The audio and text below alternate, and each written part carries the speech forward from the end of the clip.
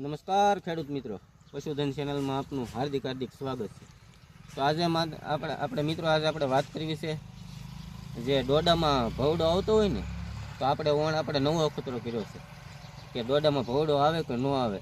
એટલા માટે આપણે આની અંદર રાજગરો પારવો સાચ્યો છે. 5 થી 7 કેરામાં આપણે અખતરો કરવા કે ભવડો આવે કે કેમ, આનાથી આપણને રાહત મળે.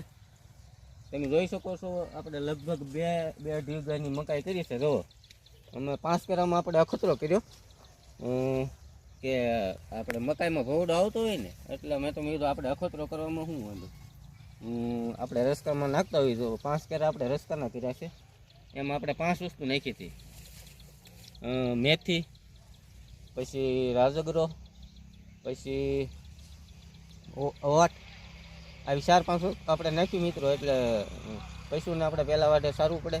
અને મેં આવતા વિડીયોમાં કીધું હતું, 10-12 વીઘાનું આપણે લીલું કરવી છે. જો આપણે આ બધી જાહેર કરી છે, પછી આની ઉપર જાહેર છે બધી અલગ અલગ. આપણે આ 5-7 કેરા રસ્તાના કર્યા છે અને આ બધી મકાઈ કરી છે. એટલે આપણું પશુ છે ને એ એકદમ બધી અલગ અલગ. આપણા સૌરાષ્ટ્રમાં કહેતા નથી, મકાઈ ને જાત વધારે ચાલતી હોય છે.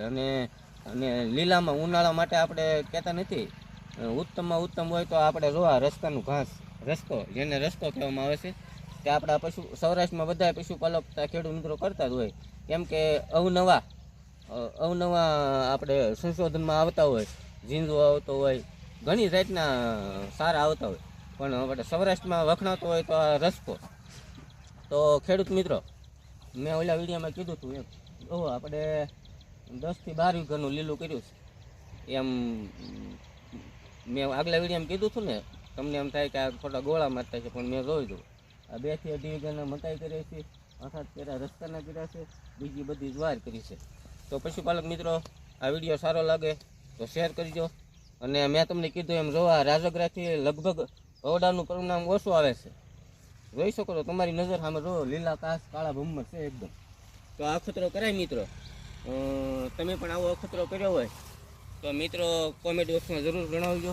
બીજા પશુપાલક સુધી અને બીજા ખેડૂત મિત્રો સુધી શેર કરજો. પછી મળવી નવા વિડીયોમાં. ધન્યવાદ.